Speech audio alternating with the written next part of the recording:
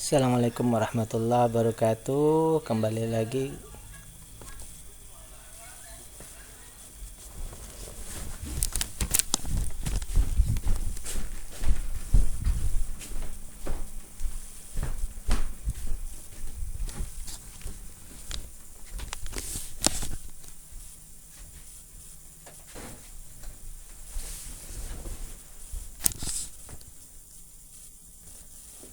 Assalamualaikum warahmatullahi wabarakatuh. Kembali lagi kita bersama membahas salah satu emiten yang ada di Bursa Efek Indonesia.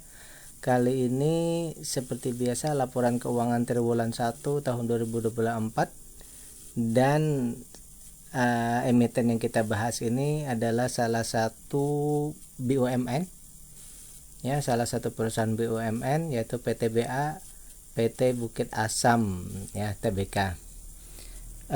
Sebelum kita membahas, seperti biasa saya ingin menyampaikan dulu bahwa analisa kita ini berdasarkan analisa fundamental, khususnya value investing, yang mengkhususkan diri pada pembahasan angka-angka laporan yang ada di Bursa Efek Indonesia, kemudian disarikan dari berbagai sekuritas sehingga nanti kita dapat simpulkan, ya.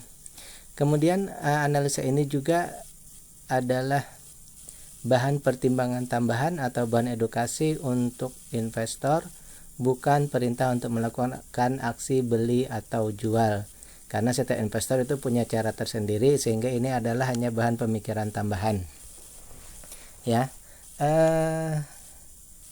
Kemudian juga sebelum lanjut saya ingin menyampaikan bahwa kalau dirasa pembahasan kita ini bermanfaat bagi Anda, silahkan like, kemudian subscribe, ya, sehingga Anda mendapatkan informasi-informasi tentang emiten-emiten selanjutnya.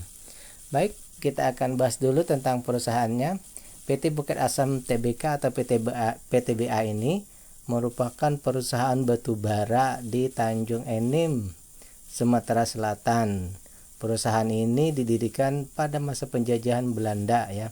Sudah lama sekali, ya, pada tahun 1919. Menjadi perusahaan nasional pada tahun 1950. Perusahaan tersebut merupakan anak perusahaan dari Inalum, perusahaan pelat merah aluminium.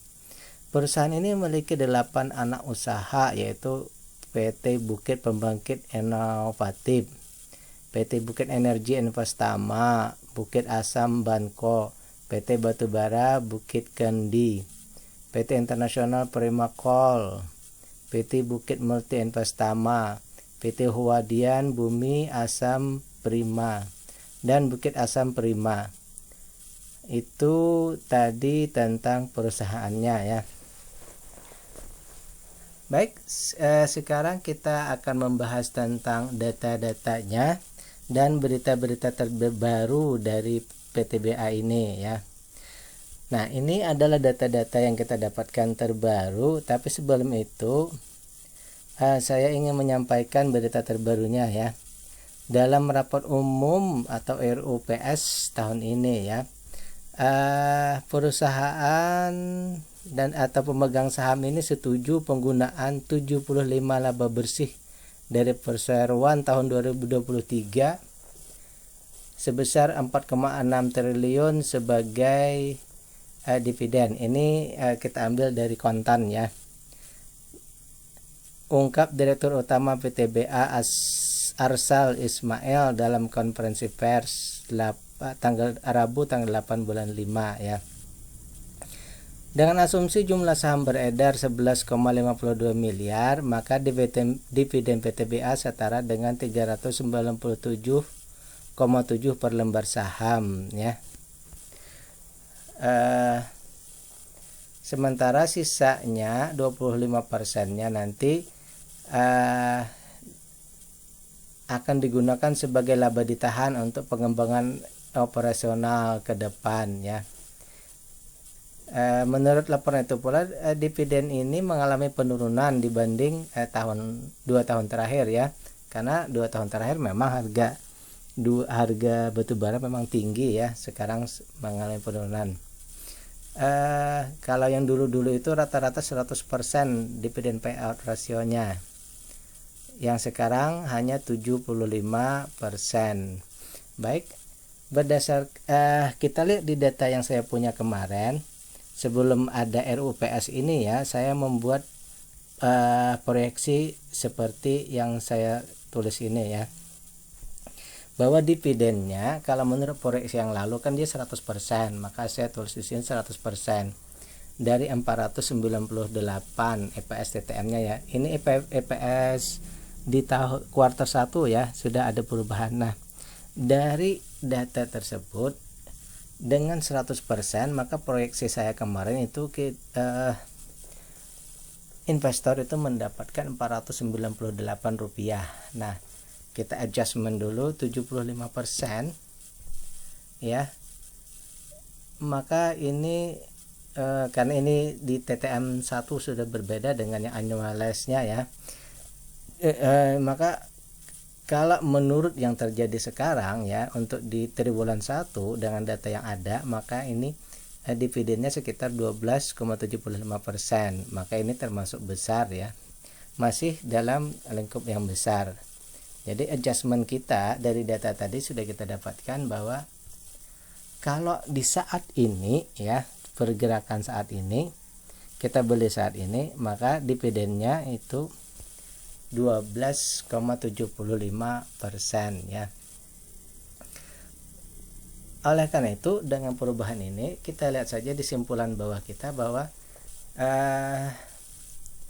dari semua data yang kita dapat tadi, kita dapat menyimpulkan bahwa perusahaan ini layak untuk kita investasi ya, perusahaan ini layak kita investasi. Dan data yang agak concern pun yaitu di perusahaannya bertumbuh wajar. Kenapa? Karena perusahaan ini dihargai di atas dari nilai bukunya, 50% di atas dari nilai bukunya ya, dan ini dianggap bertumbuh wajar. Berarti perusahaan ini memang pertumbuhannya memang seperti itu adanya ya, tapi valuasinya masih sangat murah ya. Oleh karena itu saya menyimpulkan bahwa perusahaan ini layak investasi. Pertama, kenapa? Karena valuasinya murah, kemudian dividennya besar dan DPR-nya besar ya. Nah, tinggal langkah terakhir seperti biasa, silahkan cek lagi GCG perusahaannya, apakah manajemen ini tidak bermasalah. Kalau mereka tidak bermasalah, maka perusahaan ini layak diinvestasi. Tapi kalau ada bermasalah, bisa saja tidak diinvestasi ya.